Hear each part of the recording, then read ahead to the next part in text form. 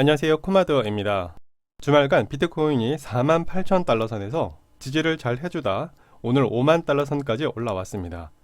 어느 정도 심리적인 안정세가 유지되는 가운데 코인 텔레그래프트에서 앞으로 비트코인의 방향에 대한 내용을 다룬 기사가 있었습니다. 먼저 트레이딩뷰 데이터 분석가인 렉터 캐피터는 현재까지 비트코인의 상태는 매우 좋은 상태라고 전했으며, 아누판 바르시니는 현재의 비트코인은 기관들에 의해 상승이 이어짐에도 아직까진 가상자산의 낙관적인 의견을 제시하고 있었습니다. 그 이유는 월스트리트 헤지펀드로부터 주요 은행과 대규모 투자자들이 가상자산에 합류하고 있으며 가격 회복이 시작되면서 상황이 바뀔 수 있다고 전했습니다. 또한 코인 매트릭스는 5월경 1000개 이상의 비트코인을 보유한 지갑수가 2월 2500개에서 2100개로 줄긴 했지만 그 보유량을 현재 기관들이 늘려가고 있음을 확인했다고 전했습니다.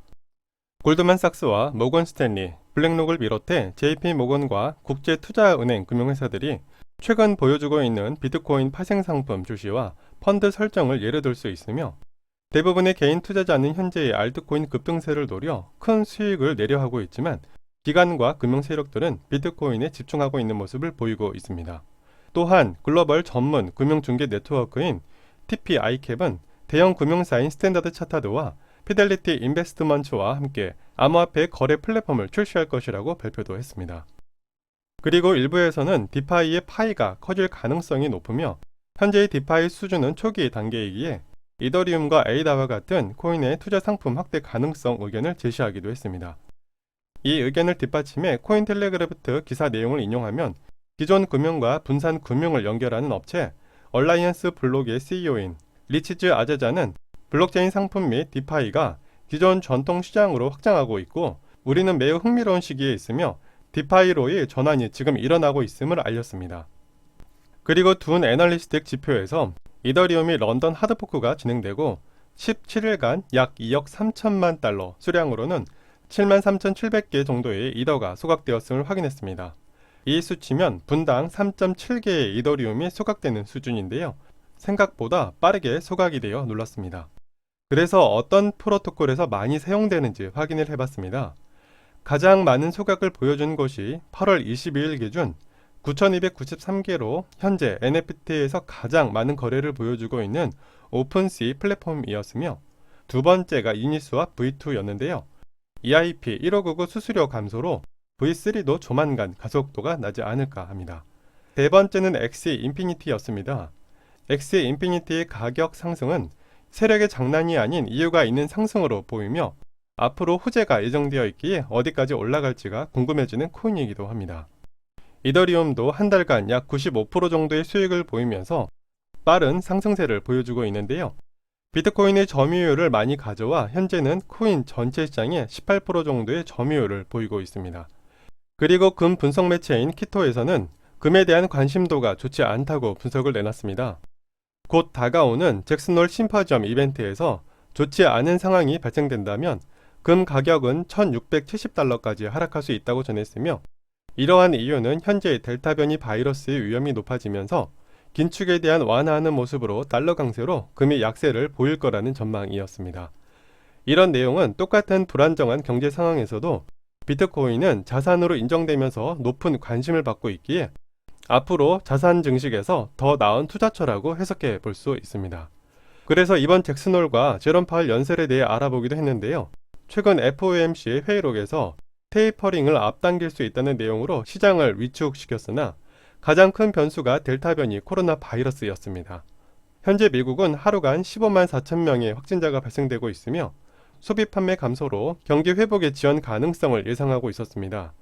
하지만 실업 청구 건수가 예상치를 깨고 34만 8천 건으로 줄어들면서 낙관적 의견을 제시하기도 했습니다. 하지만 이런 상황에서 테이퍼링과 금리 인상이 늦춰진다고 해도 과열에 대한 신호가 감지되면 바로 투자에서는 하락으로 이어질 수 있기에 항상 변화를 잘 확인해봐야 할 것 같습니다. 그리고 전문 저널리즘 닐스 크리스텐스는 비트코인의 회의론자 피터 시프가 최근 팟캐스트에서 비트코인에 대해 처음 들었을 때 구매하지 않은 것을 후회한다고 말해 파장을 일으키고 있다고 전했습니다. 하지만 피터 시프는 비트코인의 미래는 제한되어 있기에 디지털 통화에 들어가기에는 너무 늦은 시기라고 덧붙였습니다. 그런데 제가 생각해 볼 때는 그때도 비트코인에 대해 가치를 몰랐으며 만약 지금 투자를 하고 있었다면 반대 입장을 가지지 않겠나라는 생각이 들었습니다.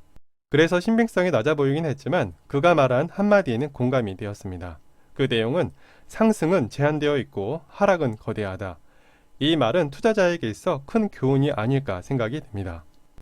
그리고 CNN에서 현재의 크립토 시장이 미 정치권에도 영향을 주는 내용을 전했습니다.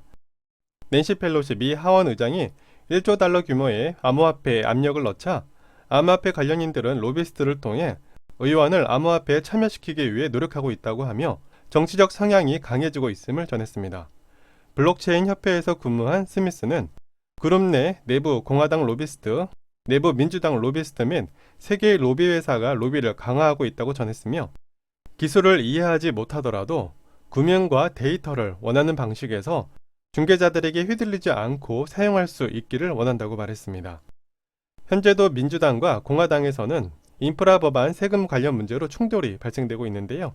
미래를 위한 투쟁 이사인 에반 그리어는 디지털 시대의 사람들의 근본 자유와 권리가 시설 법안에 강요되어서는 안 된다고 말하기도 했습니다. 이처럼 미국은 현재 암호화폐 관련 규정들을 심도 있게 다루고 있으며 미래의 금융과 서비스를 위한 매개체로 인지해가고 있습니다. 그래서 가상자산 투자에 있어 비트코인과 이더리움과 같은 안전자산을 어느 정도 포트폴리오에 담는 것이 장기적 관점에서 중요하지 않을까 싶습니다. 이번 주는 미국의 2분기 GDP와 실업청구 수당 및 잭슨홀 등 중요한 이벤트가 많기에 증시 및 크립토 시장에 중요한 한 주가 될 것 같습니다. 관련 내용들은 지속 업데이트 예정이니 구독, 알림 설정하셔서 정확한 정보를 확인해 보시기 바랍니다. 그리고 마지막으로 이 이미지가 무엇으로 보이시나요? 어제 판매된 NFT 작품인데요. 여러분은 지금 6억 8,430만원 하는 돌 그림을 보고 계십니다. 이해가 쉽게 얘랑 같다고 보시면 될 것 같고요. 예술을 하는 사람 또는 일반 사람들도 NFT 작품을 올려놓고 판매만 되면 인생이 한 방에 바뀔 수 있는 세상이 되어버린 것 같습니다. 그래서 지금이 단군 이래로 최고로 돈을 벌기 쉬운 시대가 맞는 것 같다는 생각을 하게 되는데요.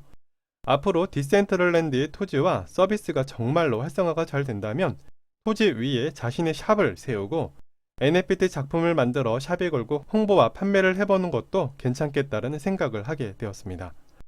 오늘 내용은 여기까지입니다. 내용이 도움이 되셨다면 좋아요 한 번씩 눌러주시면 감사하겠습니다. 오늘도 시청해주셔서 감사합니다.